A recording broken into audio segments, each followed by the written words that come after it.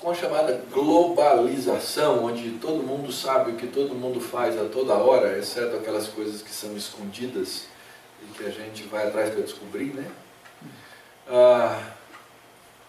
As coisas ficam cada vez mais intrincadas, mais estranhas. Essa semana nós tivemos aí o episódio que nacionalmente se fez conhecer dos atos de racismo contra uma jornalista na TV Globo.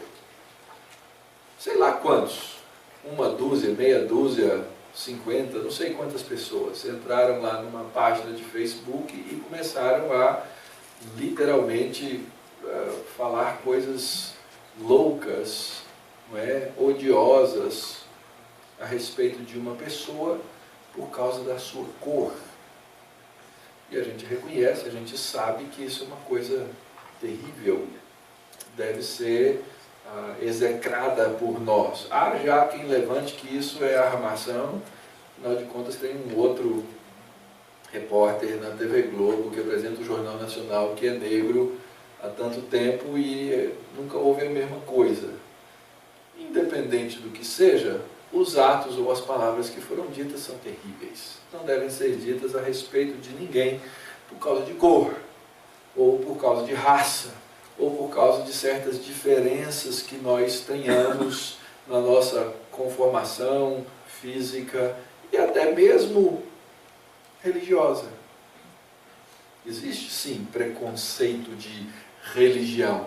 E é lógico que nós cristãos, entendendo a fé bíblica, nós temos que ter posição clara, nós temos que ter entendimento claro, nós temos que ter cristalinidade na maneira como nós enxergamos as coisas, nós devemos manifestar a verdade sempre em amor. Então palavras de ódio, etc., não cabem para nós que somos cristãos nesse mundo. Mas por outro lado, há um sentido claro em que o cristão tem que ser separado do mundo. Nós temos que ser separados do mundo. Sempre que o cristianismo se ajuntou, se amalgamou com coisas que não pertencem a si mesmo, ele acaba encontrando no seu futuro uma parede, um fim para aquilo, porque não é assim que Deus quer que a igreja dele viva. Nós temos aqui um episódio interessante. Esdras tem uma violenta reação ao fato de que o povo de Israel, incluindo seus líderes, sacerdotes e príncipes e magistrados, se casaram com mulheres de outros povos. A grande pergunta, mas então não pode ter essa mistura? Tem que haver esse tipo de segregação?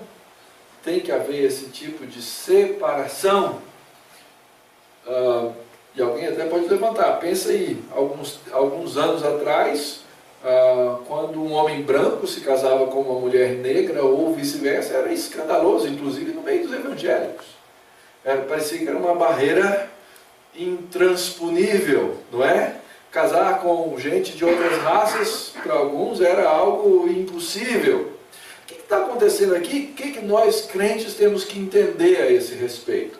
O problema aqui não era o que as mulheres que foram tomadas, elas eram dos moabitas, ou dos ferezeus, ou dos jebuseus, amonitas e etc. O problema era uma questão de separação religiosa. O problema não é que as mulheres eram de outros povos. Nós temos exemplos claros na Bíblia em que mulheres de outros povos foram trazidas para o meio do povo de Deus e esse casamento não tinha problema nenhum. O problema é que havia aqui o famoso casamento misturado, misto. E fazendo a infame piadinha, hoje, né, tem que ser misto, né, tem que ser homem e mulher, né? Mas fora a piadinha, o fato é que é necessário que no nosso meio haja uma clareza de vida espiritual. E o casamento do crente com o incrédulo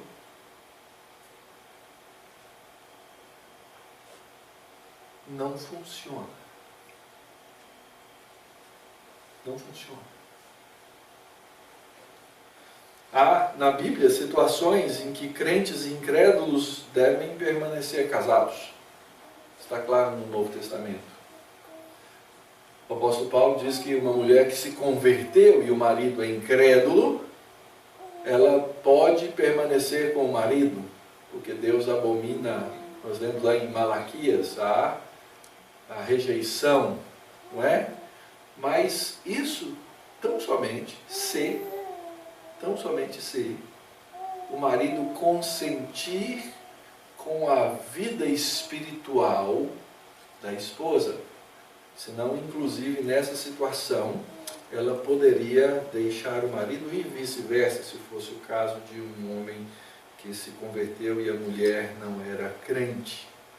O que está acontecendo nesse complexo todo aqui? Nós já vimos que o povo de Deus está voltando do cativeiro para se cumprir a palavra de Deus, porque eles haviam quebrado a aliança de Deus. Uma das quebras da aliança de Deus tinha sido exatamente essa do casamento misturado, aonde se trazia a fé diferente, achando que o casamento é uma coisa meramente humana e não uma coisa de fato espiritual. Vimos que Deus trouxe muitos pela sua misericórdia de volta, e eles deveriam cumprir o seu papel, que era a reconstrução do templo, para restaurar o culto a Deus. Enfrentaram problemas os mais diversos, inclusive um ódio ferrenho dos povos da terra, que não queriam ver a reconstrução, que sentiram ciúme. Vimos que houve ódio, e ódio persistente, até que a obra parou, ficou parada por 15 anos. Porque houve aí todo tipo de maquinação para que isso não acontecesse. Depois Deus levanta novos líderes e novamente o templo começa a ser reconstruído, finalmente o culto é renovado e o povo celebra isso diante de Deus. Passam-se 60 anos e agora aparece o personagem que tem o nome do livro que estamos estudando, Esdras. Escriba, segundo a boa mão do Senhor, ele havia disposto o coração para buscar, fazer e ensinar a lei de Deus. Esse deve ser o nosso lema de vida cristã: buscar, fazer e ensinar aquilo que Deus ensina na sua palavra a respeito da salvação, a respeito da vida, a respeito da adoração. E aí então vimos que no capítulo 8, houve aí uma luz de esperança quando volta do cativeiro um descendente de Davi. Isso é importante. Por que é importante? Porque Deus havia feito uma promessa que nunca faltaria homem que se assentasse no trono de Davi. E nós vamos descobrir mais adiante que esse homem que se assenta no trono de Davi, o grande rei davídico, é Cristo.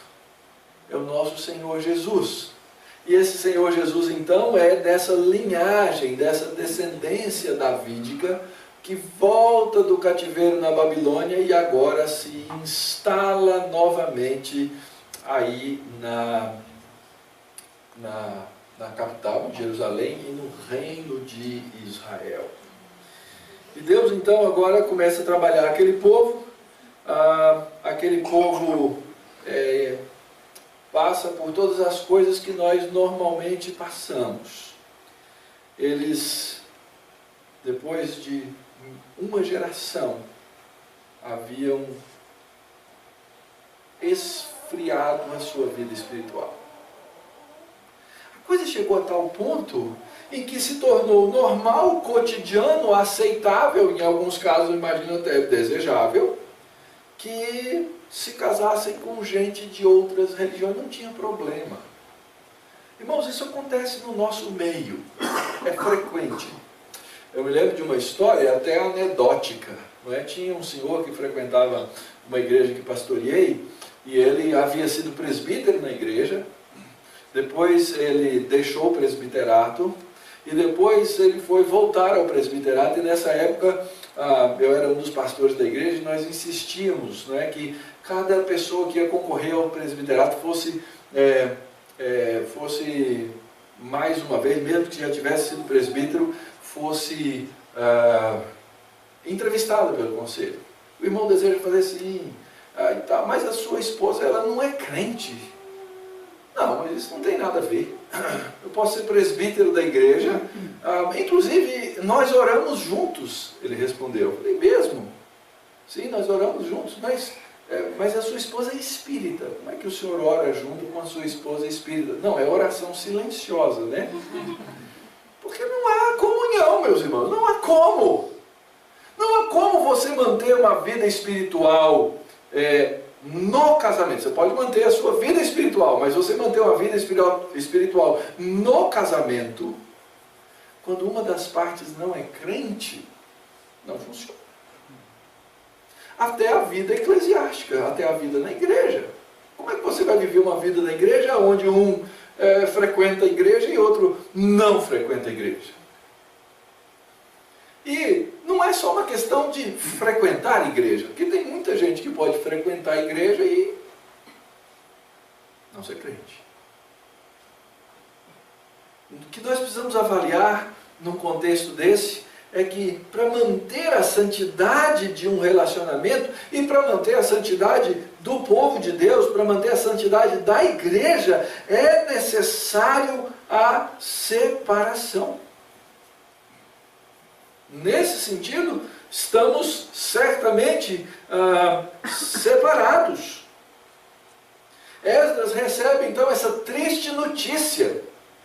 O povo de Israel, os sacerdotes e os levitas não se separaram dos povos de outras terras. Qual o problema? Com as suas abominações, porque Deus é santo e Ele exige de nós santidade. E não tem jeito de você misturar a santidade de Deus com falsas religiões. E as religiões dos cananeus, heteus, ferezeus, jebuseus, amonitas, moabitas e egípcios e amorreus, elas são religiões falsas. Elas não são verdadeiras. Um problema seríssimo. Esse problema já havia trazido a ruína ao povo de Deus, e eles tinham ido para o cativeiro. Passaram 70 anos no cativeiro, voltaram do cativeiro, e 60 anos depois, a mesma coisa. E você vai olhar para esse povo e falar assim, mas não aprendem, hein? É assim que a gente pensa? Não aprende. Então olha para a sua vida.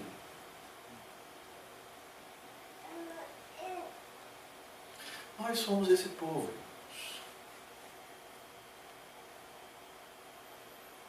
Nós somos um povo carente da graça de Deus. Nós somos o povo que precisa buscar a santidade de Deus. Nós somos o povo que precisamos lembrar que, dependendo da graça, devemos buscar não pecar. Nós somos o povo que precisa lembrar constantemente de rasgar as nossas vestes e arrancar os cabelos e a barba, os que têm. ficarmos atônitos diante de Deus. Atônitos. Porque a nossa capacidade de pecar é grande. É grande. Então existe a necessidade de buscarmos uma vida diante de Deus para não misturar as coisas que pertencem a Deus. O problema desse povo é que eles misturaram a linhagem santa. Como eu já disse no começo, não é um problema racial, é um problema espiritual. Há uma necessidade de entendermos que a nossa vida espiritual, o nosso relacionamento com Deus, o nosso relacionamento com Cristo, ele é exclusivo. Ele não se mistura com as coisas desse mundo, nem com as coisas das outras religiões. E nós podemos ter certeza, irmãos, que nós vamos pagar um preço por isso.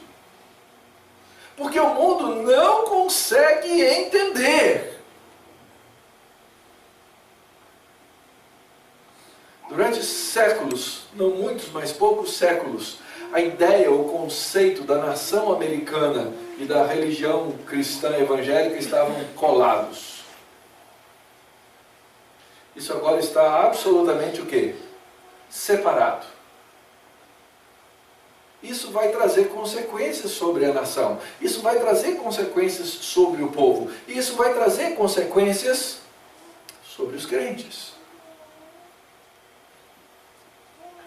Já disse para vocês, nós vivemos tempos de extrema tranquilidade para a nossa fé.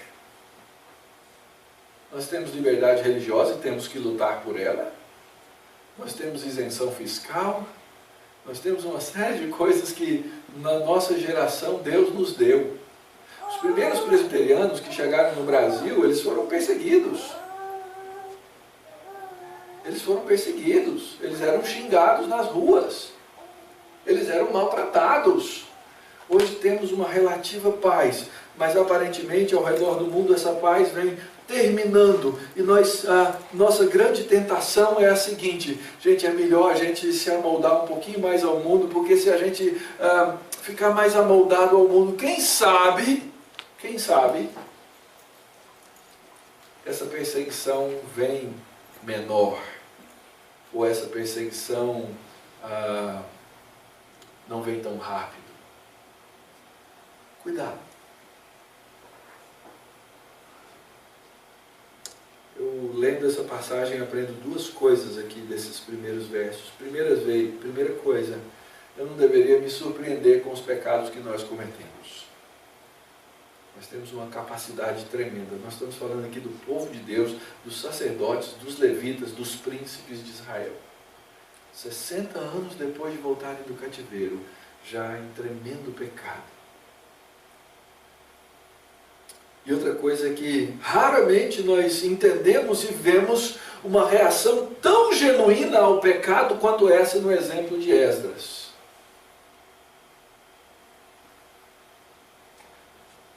Então, se por um lado não nos surpreende, por outro lado nós devíamos ficar atônitos. Esse tipo de coisa era chamada loucura em Israel. Loucura. Coisa de louco, coisa de doido.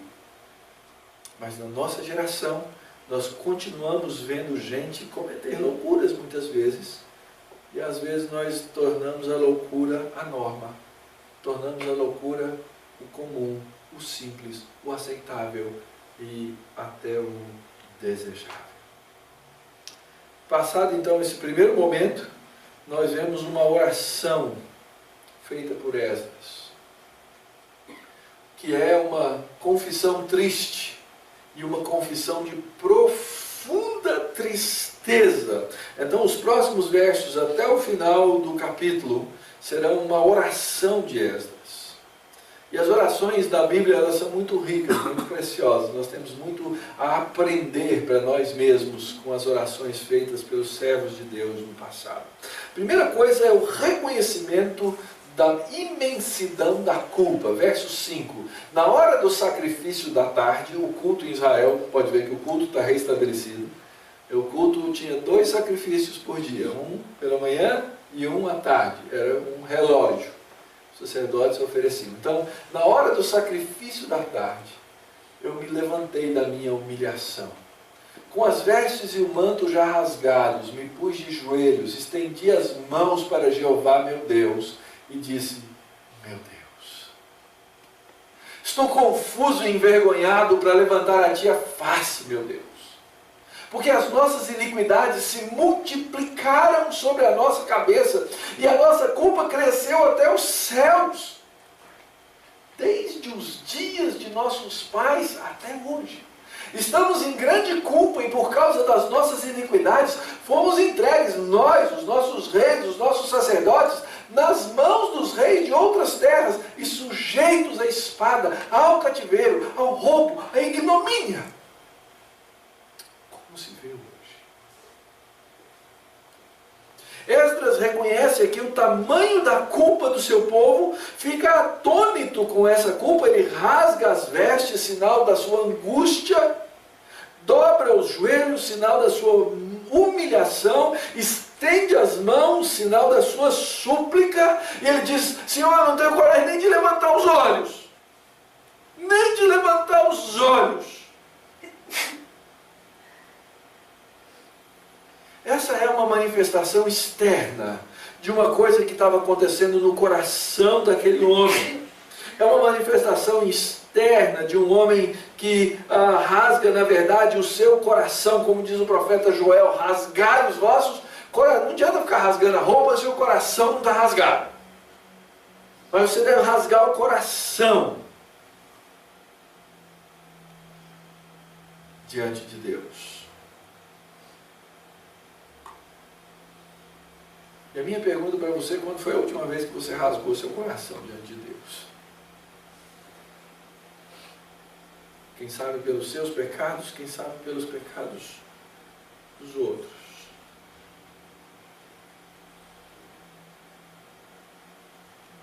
Veja, Esdras não tomou uma mulher estranha de outra religião.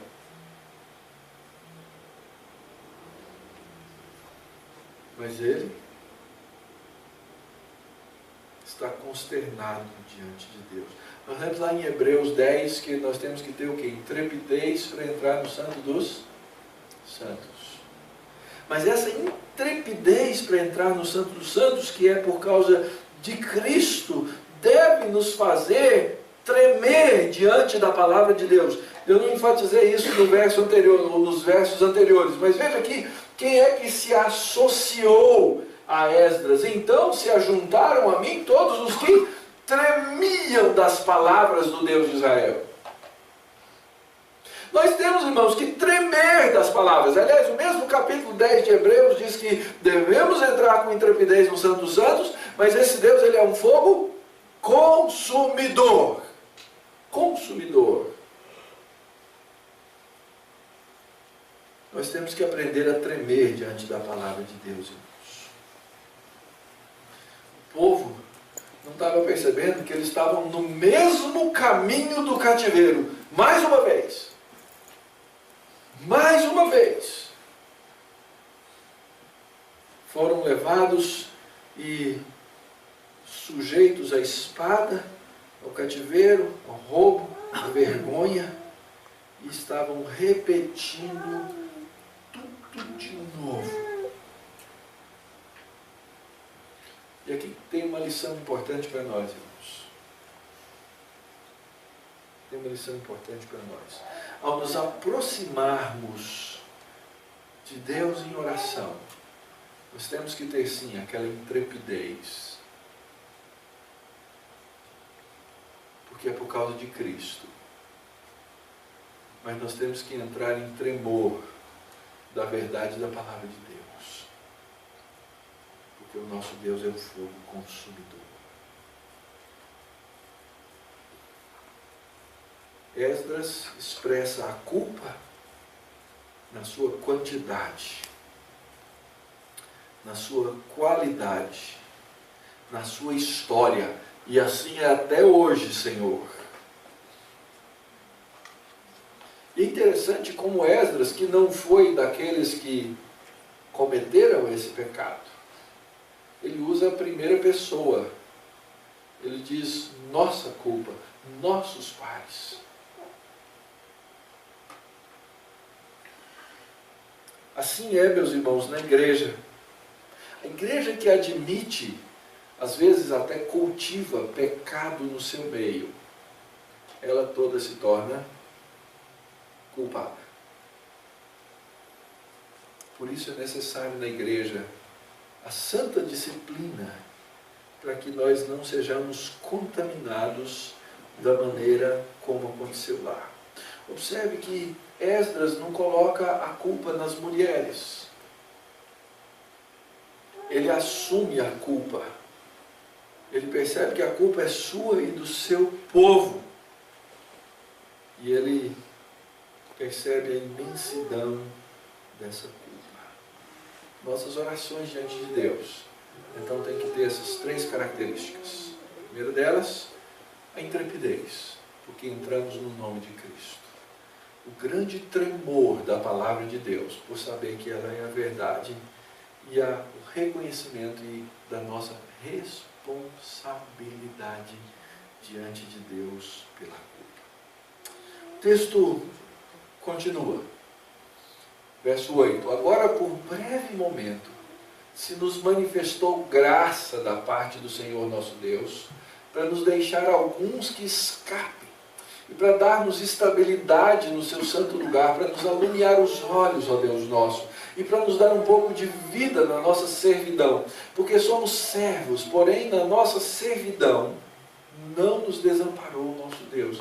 Antes estendeu sobre nós a sua misericórdia, e achamos favor perante os reis da Pérsia para nos reviver, para levantar a casa do nosso Deus, para restaurar as suas ruínas e para que nos desse um muro de segurança em Judá e em Jerusalém.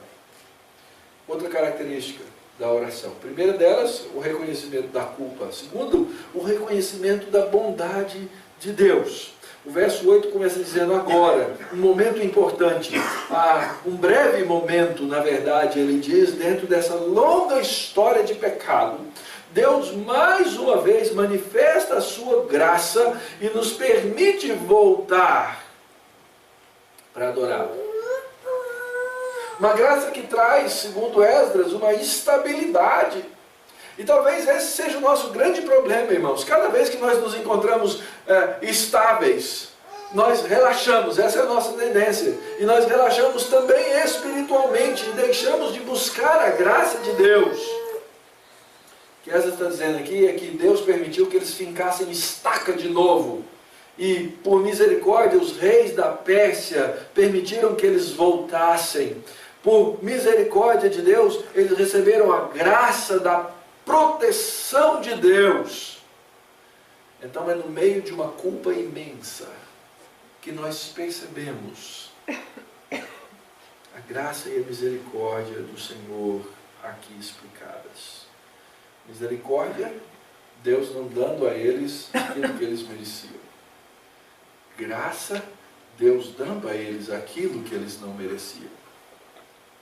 E assim então o povo de Deus sobrevive por causa da graça. O que isso deveria e deve nos ensinar? Até a sua ida diante de Cristo, querido. Até o dia que você chegar lá diante do Senhor. Seja por Ele te levar. Seja por Ele voltar. E aí nos ressuscitar. E nos levar diante dEle.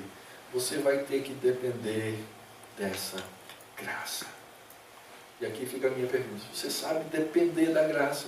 Uma das grandes coisas que afasta os crentes da igreja é não reconhecer a graça de Deus. Nós temos uma espécie de orgulho espiritual. Não, eu já estou há tantos anos na igreja, já devia ser bom o suficiente para não cometer mais esses pecados. Mas como eu estou cometendo, então eu não vou mais. Dependência da graça significa voltar à presença de Deus constantemente em dependência, dizendo: Senhor, eu não mereço. Senhor, eu não cheguei lá. Senhor, eu não fiz tudo o que deveria fazer, eu continuo dependente do Senhor. O crente cada dia recebe os seus desafios de fé, e todos os dias o crente precisa desse suprimento refrescado da graça de Deus, para continuar nessa obra, para nos fortalecer, para nos encorajar, para nos tirar da depressão que o pecado nos traz, porque nós só podemos ser levantados por essa graça. A graça é aquilo que aquece o nosso coração, que se esfria na presença do Senhor. A graça é aquilo que nos reacende com o amor de Deus, para continuar na presença dEle. Então, nossas orações devem ser com profundo reconhecimento da nossa culpa e, ao mesmo tempo, profundamente dependentes dessa graça de Deus. Reconhecimento. Essa é a terceira coisa que Esdras manifesta. Ele reconhece a tolice da infidelidade. E aqui serve para todos nós. Serve para mim. Como nós somos tolos, irmãos. Olha só o que ele diz, verso 10. Agora, ó nosso Deus, que diremos depois disso? Pois deixamos os teus mandamentos que ordenaste por intermédio dos teus servos, os profetas, dizendo: a terra em que entrais para possuir é terra imunda pela imundícia dos seus povos, pelas abominações com que na sua corrupção a encheram de uma extremidade a outra. Por isso, não dareis as vossas filhas a seus filhos, e suas filhas não tomareis para os vossos filhos, e jamais procurareis a paz e o bem desses povos, para que sejais fortes e comais o melhor da terra, e a deixeis por herança aos vossos filhos para sempre. O que Deus está dizendo aqui? Isso é uma lei, está lá no livro de Deuteronômio, e o que acontece aqui é o seguinte: você chega lá e o outro tem uma vida espiritual e uma religião absolutamente diferente. E naquelas religiões, todas elas eram exclusivistas, como o cristianismo é. Só que o cristianismo ele é exclusivista no sentido de reconhecer só um Senhor, mas nós, vivendo no mundo em que vivemos, sabemos que existem outras religiões, sabemos que existe a idolatria, nós pregamos a exclusividade de Cristo, nós acreditamos que quem não crê em Jesus Cristo não tem salvação, que tem uma danação eterna sobre si, tudo isso. Mas eu sei viver com o diferente.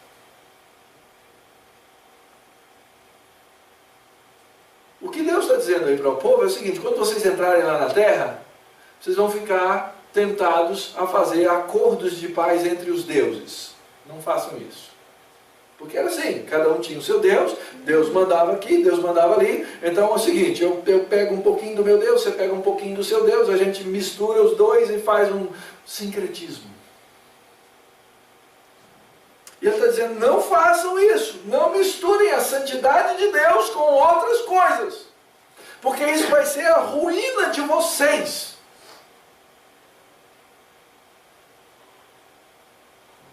E o que o povo estava fazendo era exatamente isso. Misturando as coisas. Isso já tinha sido feito tantas vezes na história de Israel. E agora eles tinham ido para o cativeiro por causa disso. Voltaram do cativeiro, passaram-se alguns anos, começaram a fazer de novo. Mais uma vez, o povo de Deus se contamina com essa tola infidelidade. Eles se tornam impuros diante de Deus. Colocam a sua esperança nos seus tratados de fé com outros povos. Colocam a sua esperança na mistura desses casamentos que não são puros, que não são limpos.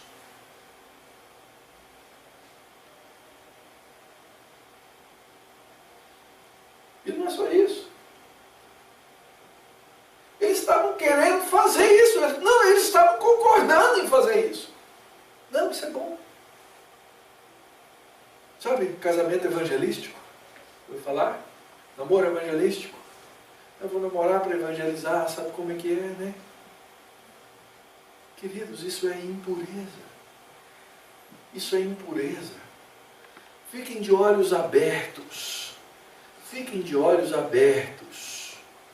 O povo culpado de tão grande pecado, à luz da lei de Deus, tentava contradizer a lei de Deus e permanecer no pecado. Uma coisa é você viver aquela luta, né, falada pelo apóstolo Paulo, aqui, o bem que eu quero, esse eu não faço. Uma coisa é você lutar contra o pecado, e isso é a realidade da vida cristã. Outra coisa é você racionalizar o pecado e se entregar ao pecado. Não funciona. Você já devia ter aprendido isso. Eu já devia ter aprendido isso. Mas a nossa tolice em ser infiel a Deus é tremenda. Então nós racionalizamos as coisas.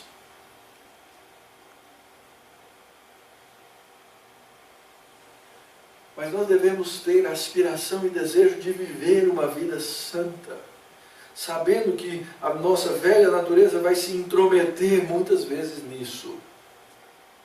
Mas o nosso desejo deve ser um desejo de viver vida pura diante de Deus.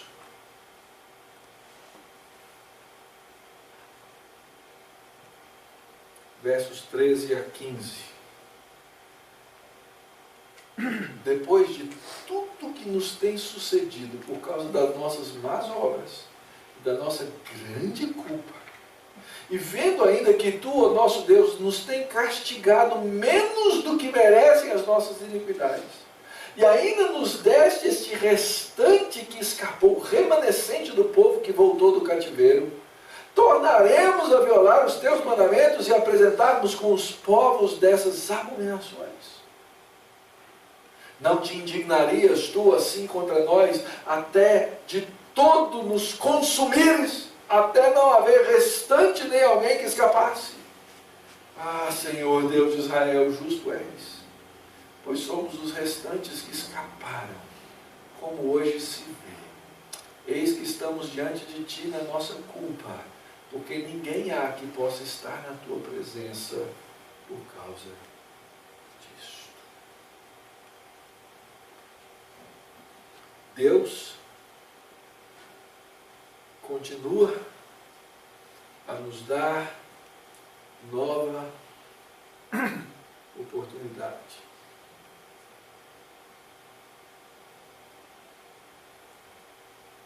Pergunta de Edson: Senhor, não entendo. Como é que o Senhor pode ser tão misericordioso?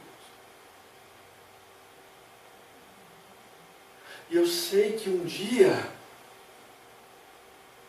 o Senhor é consumidor, o Senhor pode nos consumir. Mas o que Esdras está dizendo: Senhor, eu te agradeço por esse risco. Por saber que eu sou esse pecador que eu sou, e poder voltar para o Senhor, e desejar essa vida santa.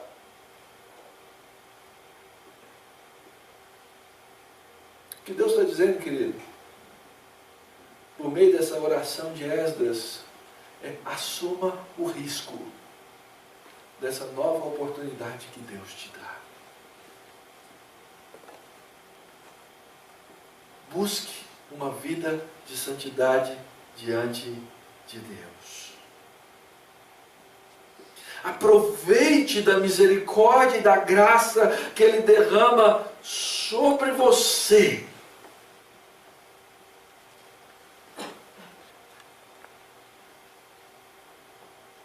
A oração termina com a declaração clara: Senhor, o Senhor tem todo o direito, toda a justiça, toda a verdade. Se quiser agora, me consome inteiro.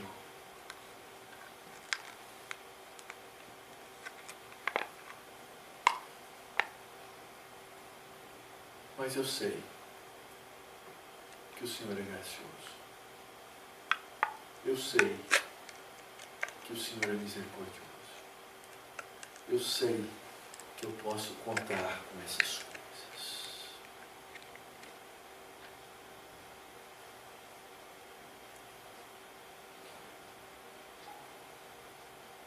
Ah, Senhor, verso 15. Justo és, pois somos os restantes que escaparam. E nós chegamos diante do Senhor na nossa culpa. O certo era chegar diante de Deus como? Sem culpa. Mas nós chegamos diante de Deus na culpa. E isso nos mostra ainda mais a nossa dependência de Cristo. Cristo que é o nosso Cordeiro. Cristo que é o nosso Cordeiro. Diante dessas coisas, irmãos, o que faremos? Primeiro, você precisa se humilhar diante de Deus. E a primeira coisa para você se humilhar diante de Deus é reconhecer a sua tolice. E a pior coisa que você pode fazer é ter orgulho espiritual. Não. Eu já estou num patamar acima. Se você tiver essa tentação de achar que você está num patamar acima, cuidado. Se você está em pé, veja que não caia.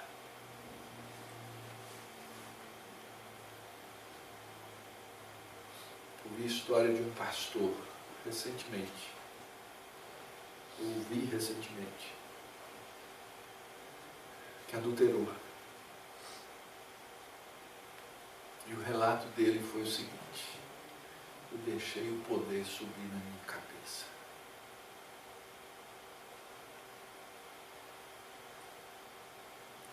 Essa aura, essa ideia de impecabilidade é um dos maiores perigos que pode nos circundar.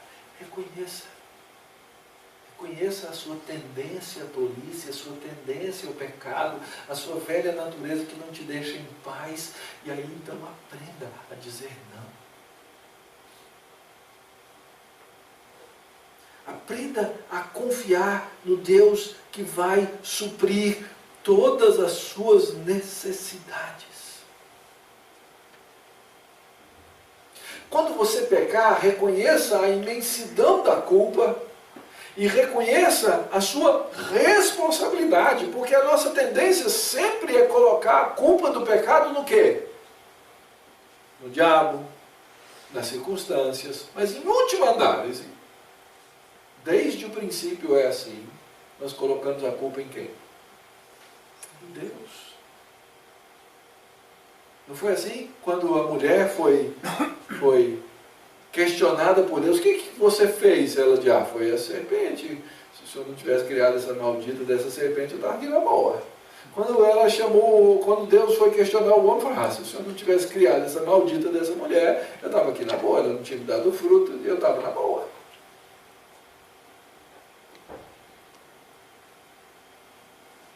Nós temos a tendência de não reconhecer a responsabilidade. Terceiro lugar, meu irmão, minha irmã,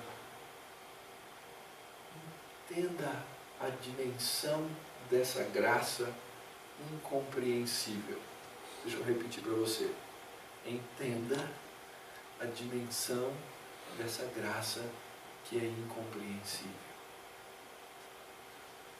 Tenta compreender a graça de Deus. Sabe por quê? Porque sempre que você tentar compreender a graça de Deus, você vai usar o seu padrão humano. E você nunca vai ser gracioso como Deus é.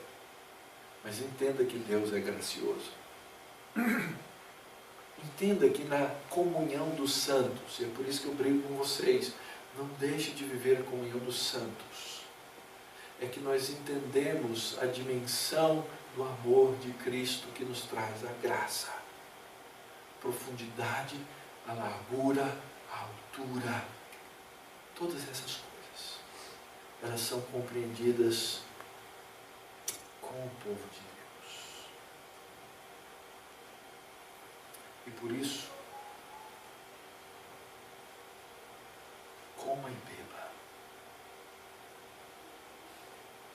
se você fosse basear nos seus méritos, na sua justiça, na sua retidão, na sua capacidade para beber e para comer desses elementos, você não vai encontrá-las.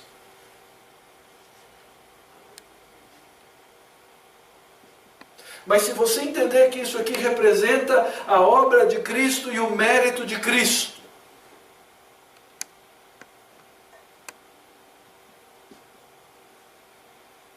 aí então você vai poder tomar de modo digno. A dignidade para participar desses elementos não vem de você. A dignidade para participar do pão e do cálice vem daquele que nos serviu com o pão e o cálice. Cristo Jesus. Aqui está representada a imensidão da sua culpa, que custou o sangue do Senhor Jesus. E aqui está representada a extensão da graça, que foi na morte daquele que sem culpa o pecado o fez, para que nós pudéssemos ter vida, e vida ainda.